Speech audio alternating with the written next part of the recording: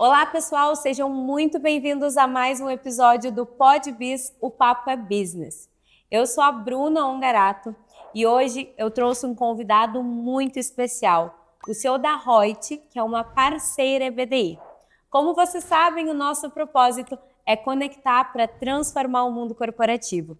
E para isso, a gente convidou o Lucas Ribeiro, CEO da Reut, para contar um pouco da história dele, quais foram as características, quais foram os hábitos que fizeram com que ele se tornasse um CEO. Lucas, seja muito bem-vindo ao PodBiz de hoje. Muito obrigado, Bruno. Satisfação enorme estar aqui com você hoje. Muito obrigado. Prazer é todo nosso. E ninguém melhor que tu mesmo, Lucas, para contar a tua história, como é que tu começou, que caminhos tu trilhou aí para chegar até o cargo de CEO. Legal. Bom, eu comecei muito cedo a trabalhar, Bruno. Eu comecei aos 8 anos de idade. Comecei na mercearia do meu tio, na época como precificador. Você acredita? Tinha isso, né? Lá atrás precisava mudar o preço, não era sistema para fazer isso, era na mão. E depois, muito cedo, comecei a programar, comecei a fazer vários cursos na área de tecnologia. Aos 13 anos, comecei a desenvolver software, desenvolvi de tudo que você imaginar, desde sistemas de portaria e e-commerce na época. E fiquei quase 20 anos escrevendo código, desenvolvendo software mesmo. Mas fui fazer administração, depois fiz direito, me especializei na área tributária, em paralelo a tudo isso. E sempre fui empreendedor, sempre montei negócios. E a Reut nasceu em 2016 como uma empresa de contabilidade, uma empresa de BPO e consultoria tributária. Então vamos lá, Lucas, com 8 anos de idade, quando tu começou a fazer precificação, tu já tinha ânsia de ser um CEO ou isso aconteceu conforme a tua história foi acontecendo, quando veio, chegou no cargo? Como é que foi isso? De verdade, eu sempre tive desejo de ganhar dinheiro. Esse era meu objetivo, era conseguir mudar de vida, né? Então, minha família sempre foi muito humilde e eu queria transformar isso, eu queria ter condições de fazer mais. Então, sabia que precisava trabalhar muito, estudar muito para sair do outro lado. Então, o sonho de ser CEO, ele foi acontecendo conforme tu foi vivendo e buscando essa realização de mudar a vida da tua família. E aí, com 13 anos, tu foi fazer o primeiro curso de programador, certo? Um pouquinho antes até já, com 12 anos eu já comecei a fazer os cursos. Muito antecipado, gente, comecei com 12 cedo, anos. comecei cedo.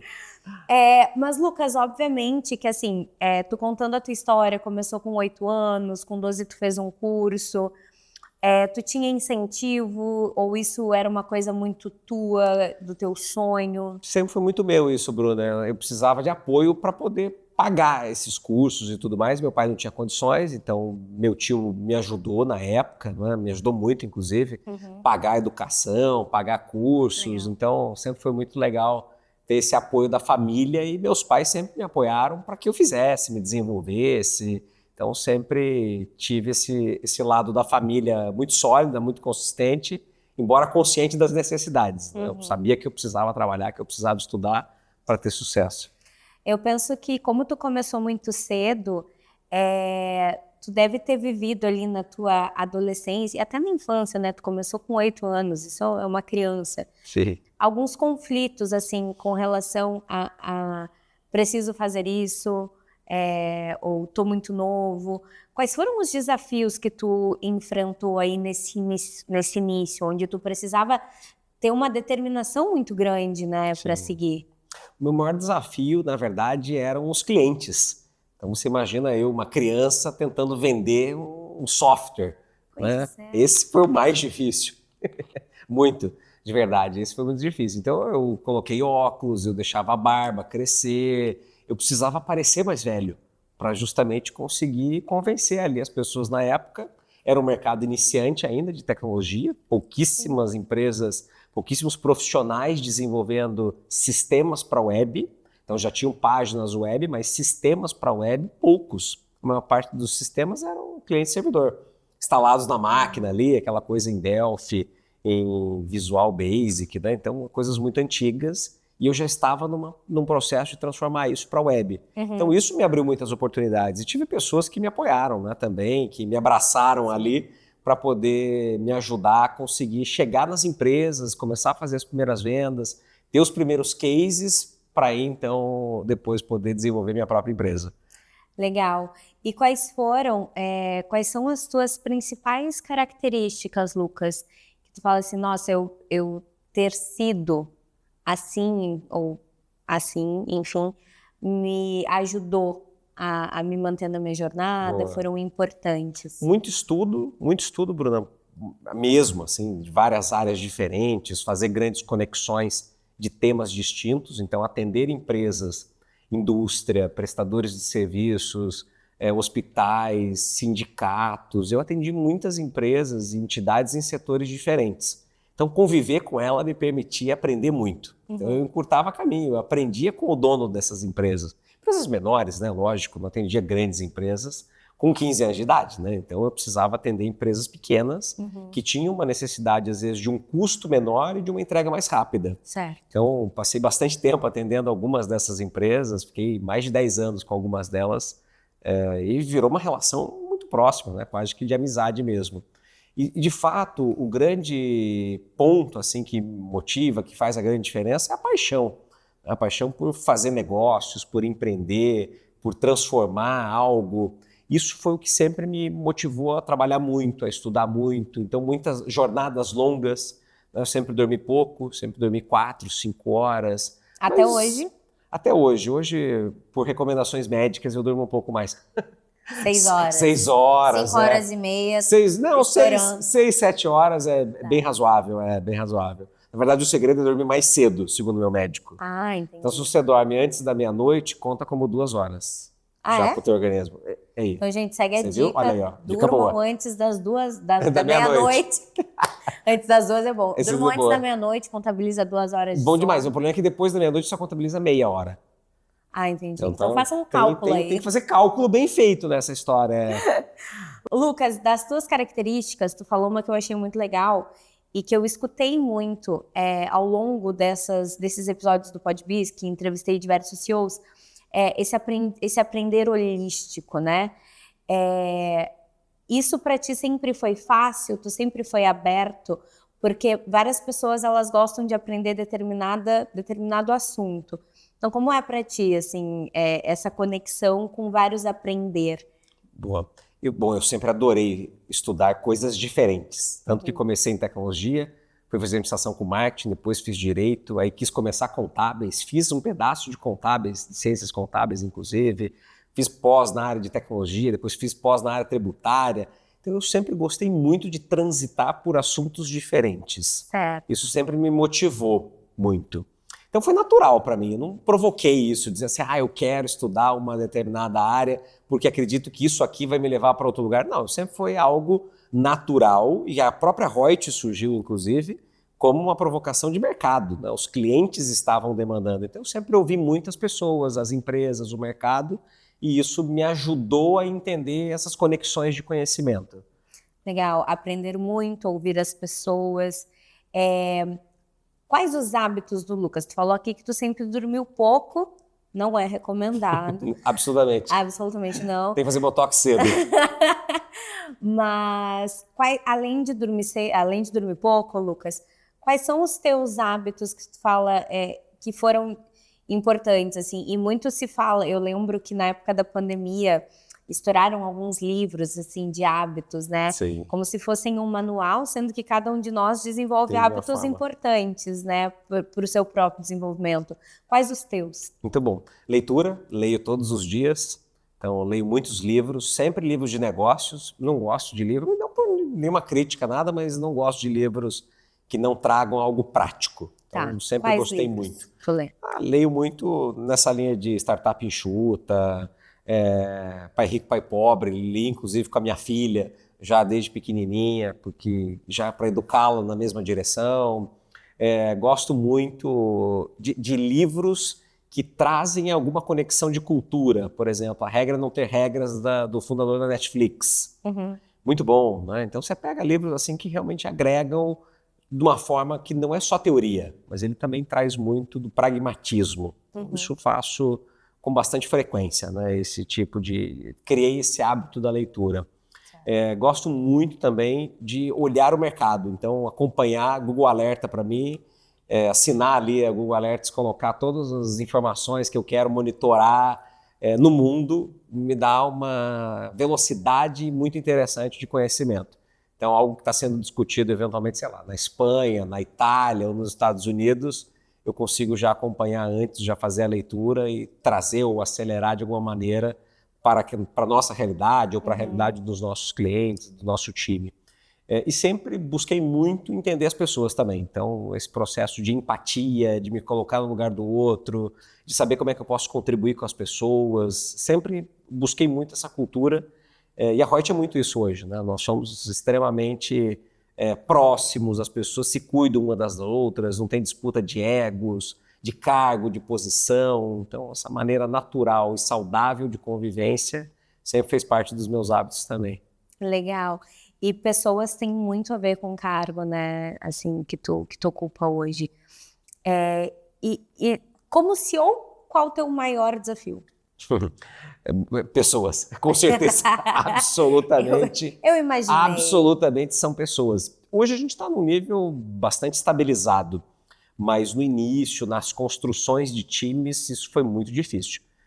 Com certeza foi o primeiro item lá dos mais complexos a serem superados, né? Porque a tecnologia a gente consegue fazer muito, mas nas pessoas você não muda as pessoas muitas vezes. É difícil movê-las numa direção positiva, saudável, sem que elas queiram. Então, às vezes você precisa trocá-las. E esse processo de troca das pessoas é muito desafiador. É ruim para quem fica, é ruim para quem sai, é ruim para o processo de buscar novas posições. Então, a gente teve um processo de rotatividade muito grande nos primeiros 3 anos da empresa, até que a gente conseguisse estabilizar. Hoje está próximo de 0. É interessante, Lucas, porque arrisco a dizer aqui que 100% dos CEOs responderam pessoas como seu maior desafio. Como tu aprendeu a lidar com pessoas? O que tu buscou de conhecimento? O que tu indica para quem quer... É uma arte, né? Lidar com pessoas é uma arte. Então, quais seriam os teus caminhos, assim? Legal. Bom, eu fiz muitos cursos na área de PNL. Então, eu fiz as formações de programação neurolinguística, coaching, enfim, isso hoje é super criticada a palavra coaching, né? Mas pela expressão, não pelo conteúdo, não pela essência. Isso me ajudou muito a realmente entender técnicas de como conversar, como conduzir com as pessoas. Um dos meus melhores aprendizados, talvez, e que eu tento repassar muito hoje ao nosso time, é fazer perguntas ao invés de afirmações. Então, as perguntas, elas evitam uma série de conflitos. Quando eu afirmo, você tem que rebater a minha afirmação, ou você vai concordar, ou você vai rejeitar, mas ela já te coloca numa posição de impacto. A pergunta não. A pergunta coloca você numa posição de reflexão e quem perguntou numa posição de humildade. Então isso gera um nível de engajamento, de conexão muito positivo. É algo que eu pratico com frequência e ensino meu time a praticar também. Sim, isso te ajuda a lidar. E esse processo foi... Tu falou nos primeiros 3 anos, tu estava vivendo esse processo. Caos. Caos total. Caos total. Troca de gente. Cruel. 2, 3 meses, trocava time inteiro quase. Bem complicado, bem complicado. Foi muito difícil. Boa. E com relação à estruturação da empresa, de manter a empresa ativa, quais são os teus desafios administrativos, assim? Ele já me olha rindo. Aí são de todos os tipos, desde faltar pilha. Quer dizer, faltar pilha? Puta, já me encheram o saco uma vez porque não tinha pilha, pro mouse. Não, pilha, paramos de comprar pilha. Mas quem que mandou parar de comprar pilha? Sabe? Um negócio assim que você fala, não é possível. Chegamos nesse estágio.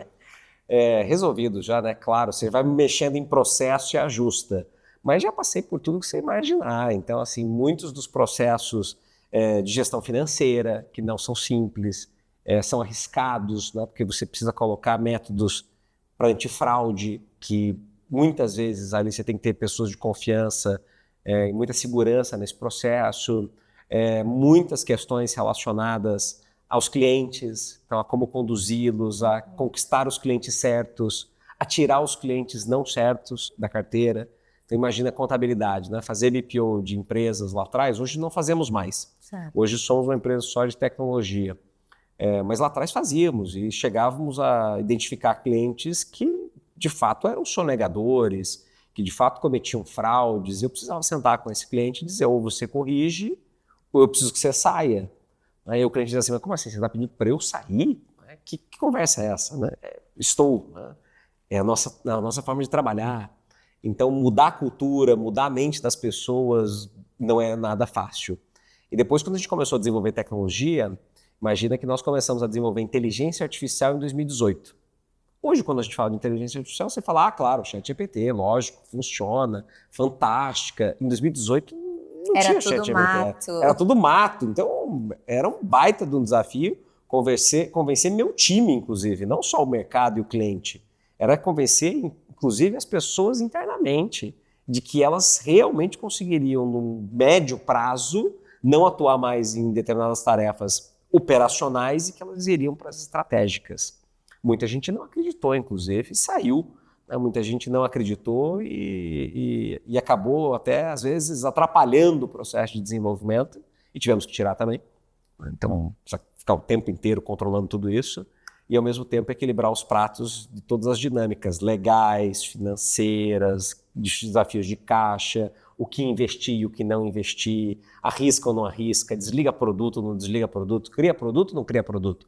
Vou te dar um exemplo. Né? Nós desenvolvemos a calculadora da reforma tributária. Quando? Antes da reforma tributária. Ué, mas antes da reforma tributária? Foi uma aposta. Eu falei, eu acredito que a reforma tributária vai ser aprovada. Estou convicto de que isso vai acontecer, mas é um risco político, inclusive, um risco que não era só tecnológico. Então a gente colocou muito dinheiro, muito esforço, muita gente envolvida nisso. Felizmente deu certo, mas poderia não ter dado. Então, assumir esses riscos, às vezes, de uma maneira um pouco mais ousada, causam ali uma certa angústia, inclusive nas pessoas que estão com você. Sim. E tu ali no papel de ser a segurança dessas pessoas, né? Sim. E aí tu falou, algumas pessoas não acreditaram e etc. E acredito que cria, assim, um clima de conflito muito grande, né? E aí o teu papel ali é ser a segurança. Resolver os conflitos muitas vezes. Sim. Porque a gente precisa orquestrar essas pessoas, os líderes, e às vezes é criar o conflito. Então, em algumas oportunidades, eu adoro criar o caos, né, como eu chamo. Então, esse problema é tão grave, nós temos que maximizá-lo, porque ele vai chegar neste estágio. Então, vamos atuar de forma preventiva, assim, assim, assim. Então, construir junto, criar junto com o time, sempre muito próximo, ajuda a dar essa segurança para as pessoas também. Aquele líder que está distante, que não conhece a realidade, que não sabe o desafio de um desenvolvimento de software, por exemplo. Eu sei, eu vivi, eu desenvolvi.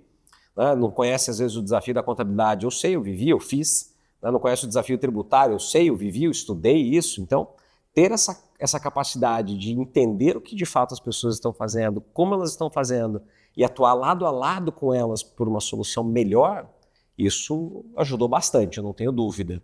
Né? E ainda ajuda muito. Mas a gente precisa ter as pessoas certas para isso, né? Porque senão nada dá certo, nada funciona. Foi dito aqui várias vezes de escolher as pessoas certas. Como? Muito interessante. Eu criei um método, testei o método, funcionou e usei bastante no início da construção do time, principalmente de tecnologia, que eu buscava no LinkedIn as pessoas empregadas. Então, pessoas que estão em outras empresas, e que estavam há mais de 2 anos, em média, nessas empresas anteriores, e que quando eu mandava mensagem para elas, a resposta delas era não. Não. Então, se a resposta é não, era essa pessoa que eu queria. Porque era o mesmo que ela faria quando ela estivesse na Reut, né? Ela Método diria Lucas Ribeiro. não. E as pessoas que diziam não, eu falava, poxa, que pena, não é? Mas vamos marcar um almoço, pelo menos? E trouxe muitas pessoas extraordinárias, assim, que estão até hoje conosco. E aí no almoço você convencia, então me fala como que é isso, estamos construindo assim, estamos construindo assado. A pessoa ficava balançada, talvez, e tomava a decisão de... Algumas tomaram, outras não, né? Lógico, naturalmente. Mas boa parte das pessoas muito estratégicas foi assim que a gente contratou, usando esse método. Que interessante. E isso tu pensou assim um dia, vou ir onde as pessoas estão empregadas. Naturalmente, né? Pelo modelo que você vai buscando gente, você já sabe, começa a entender pelo feeling, quem está dando certo, quem está dando errado. Puxa, tem uma característica padrão aqui. Legal. De quem está funcionando melhor. Legal. E temos pessoas super estáveis por conta disso. Então, a maior parte das pessoas na Reut, elas estão há bastante tempo, não querem sair. Então, a gente tem muita estabilidade nesse aspecto. E isso é muito saudável, né? Porque as pessoas, de fato, constroem produtos, mas constroem relacionamentos com o cliente, com as áreas internas, se apoiam umas às outras. Então, isso é um ganho bem relevante. Interessante. Lucas, tu precisou pedir para cliente sair, uma escolha certa de executivos que atuam contigo. Quais os teus valores inegociáveis? Muito bom. O primeiro é a honestidade. A gente é sempre correto, mesmo que isso nos custe mais. Isso está escrito na nossa cultura. A gente não abre mão. A gente não tolera pessoas tóxicas. Então, nem interno e nem externo. Então, já tivemos casos, inclusive, no cliente, né? Pessoas do cliente comprometendo toda a relação. A gente senta, conversa com muita transparência, muita seriedade também, para que isso seja colocado de uma maneira muito rápida de solução, de resolução, de bom senso. Né? Esse é o que a gente espera das pessoas e das empresas. Às vezes é possível, às vezes não é. Então, esses dois fatores são assim, bastante críticos para nós, mas hoje a gente conta com 44 itens de cultura. Então, pessoas extraordinárias, por exemplo, a gente tem bastante restrição às pessoas, né? E isso eu fui criticado já inúmeras vezes por usar essa expressão, mas ela é importante, que são pessoas medíocres. Então, as pessoas na média, né? Aquela pessoa que só vai para cumprir o horário dela, que quer cumprir só aquela janela, né? Poxa, deixa eu ver o horário, agora não tem que trabalhar mais, né? Essa pessoa não é o nosso perfil. Nós queremos as pessoas que querem mais, que estão em busca de uma construção inovadora de fato, porque somos uma empresa de inovação. Então, esse é um dos nossos mais discutíveis valores, assim, onde a gente sofre bastante. Mas como é que você faz com a pessoa não extraordinária? Você transforma ela em extraordinária, desde que ela queira.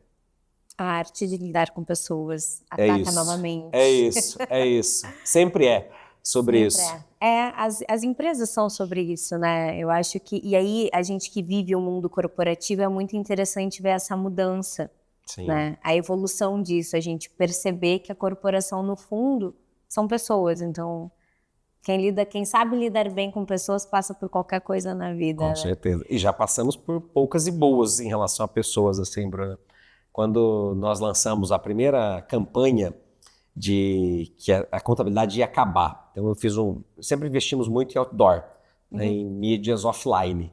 Hoje, e mesmo quando a gente começou a Reut em 2016, o mundo já estava muito virado para o online, mas eu sempre acreditei muito, como marqueteiro inclusive, né, de que o offline era interessante para o nosso público, mais qualificado, etc., por conta da forma de abordagem. Nós fizemos uma das campanhas que dizia assim: despedidas são difíceis, em breve você dará adeus à gestão contábil e financeira da sua empresa. Isso foi um outdoor na saída do aeroporto de Curitiba. Mais ou menos uns 40 minutos depois que esse outdoor foi colocado, eu comecei a receber inúmeras mensagens no WhatsApp, correu foto desse outdoor pelo Brasil inteiro, recebi 3 ameaças de morte. Foi assim, insano o que aconteceu. Mas por quê? Muitos contadores preocupados, entendendo que o que a gente estava criando de inteligência artificial ia acabar com a contabilidade. Hoje não existe mais isso, né? As pessoas já entenderam o que é inteligência artificial, até onde ela vai, que não vai acabar com nada, pelo contrário, torna as pessoas muito mais poderosas, dá a elas muito mais capacidade de atuar em atividades nobres e não em atividades pobres. Mas naquele momento a gente passou por isso. E foi muito difícil, né, lidar com pessoas que eu não conhecia, que eu não tinha nenhum relacionamento e que queriam nos destruir, né? Então fomos ameaçados ali em algumas oportunidades de forma brutal, assim, foi um período bem complicado. E o que te ajudou a passar por isso? Eu sempre fui muito resiliente, sempre. Então, quando eu tenho esse tipo de sinalização de que há uma ameaça, alguma coisa, eu digo, putz, eu estou no caminho certo. Eu fiz a coisa certa, então. Porque se eu provoquei as pessoas, é porque algo precisava ser transformado. E a transformação dói. A transformação não é fácil. Mais uma característica, resiliência. Anotem aí. Precisa, muita. É verdade.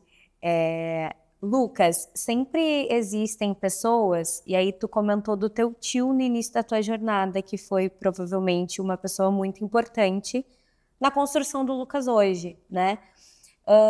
Tu teve pessoas que te inspiraram, histórias que tu leu e tu pensou, nossa, gostei disso, quero me inspirar nessa pessoa. Tu teve um mentor nessa jornada? Não tive, de verdade, assim. Eu sempre lutei muito sozinho, de fato, né? Meus pais foram muito importantes. Meu pai sempre me apoiou muito, né? Sempre me levou e buscou nos lugares para poder fazer com que isso acontecesse, né? Imagina, era super jovem, né? Ali não tinha nem como dirigir, como pegar ônibus, né? Para ir às vezes nas empresas. Então ele sempre foi um grande apoiador, né? Minha mãe, então sempre dando ótimos conselhos. Mas sempre foi muito na leitura, na busca pelo conhecimento que estava disponível. Na época não existia a lógica de startup, de aceleradora, estava muito longe, né, desse racional. Então eu não consegui ter acesso às pessoas para dizer assim, alguém foi lá, pegou na minha mão e fez junto. Não. Eu realmente tive que me inspirar muito nos empreendedores que eu atendia.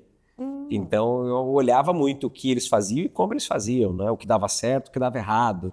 Então conviver com esses empresários é que me deu talvez as melhores capacidades ali para entender como me movimentar, como montar bem a empresa.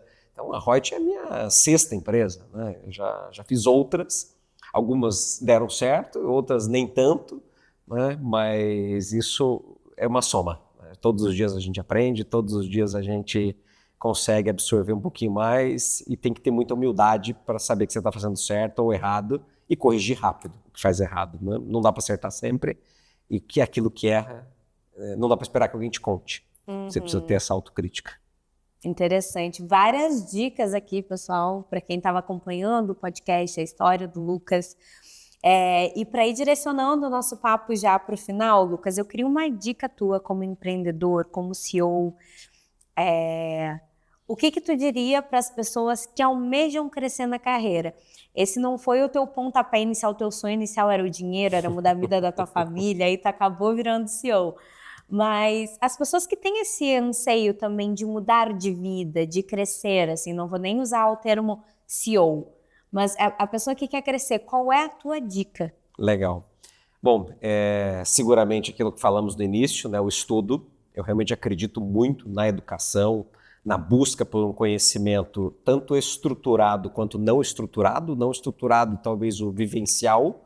A gente aprende muito vivendo, mas muito também a partir de cursos, de vivências. Eu fiz, por exemplo, Empretec em 2005, aquele curso do Sebrae, que é feito pela ONU. Foi um divisor de águas assim, na minha vida, porque me deu muitos insights, muitos mecanismos ali de como realmente ser um empreendedor que tivesse ali alguns sucessos possível e visível. Né? Não é aquele negócio utópico que você pensa, mas será? Né? Como? Então, foi uma experiência muito legal. Então, a educação eu vejo como um dos principais elementos, tanto a formal quanto a informal.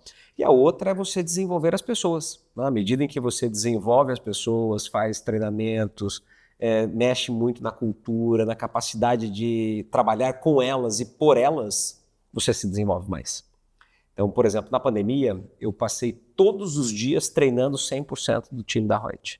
Todos os dias, das 9h09 da manhã às 9h25, nós fazíamos uma leitura de um trecho de um livro, um debate sobre algo específico do negócio ou fora do negócio, todos os dias, por 2 anos nós fizemos isso. Então, eu tenho certeza que muita gente melhorou ali, mas mais do que eles melhorarem, eu melhorei. Então, até porque você, de novo, né, você tem que estudar para poder passar e para poder desenvolver as pessoas. Então, eu vejo muita gente, às vezes, preocupada em ser, em ter, né, mas não olhando para os outros, né, não olhando para aqueles que lidera ou para, às vezes, um líder, né, que está presente. Então, à medida em que você consegue colocar as outras pessoas para que elas também se desenvolvam, para que elas possam evoluir na carreira delas, no conhecimento, na jornada financeira, eventualmente, isso tudo volta e volta muito bem. Muito bom. Então, estudo, aprender a lidar com pessoas, e quem tem empresa coloca o método Lucas Ribeiro lá na contratação, Que a gente É polêmico, hein? É polêmico esse método. É polêmico. É polêmico, de fato. Não É vou dizer que polêmico. não. Não É vou dizer que não. polêmico. Lucas, quero muito te agradecer. Adorei a nossa conversa. Acho que tu Obrigado. trouxe características, teus hábitos, que são teus, mas com certeza ajudarão as pessoas que estão ouvindo o PodBiz. Então, obrigada por ter vindo aqui, ter compartilhado a tua história, o teu conhecimento.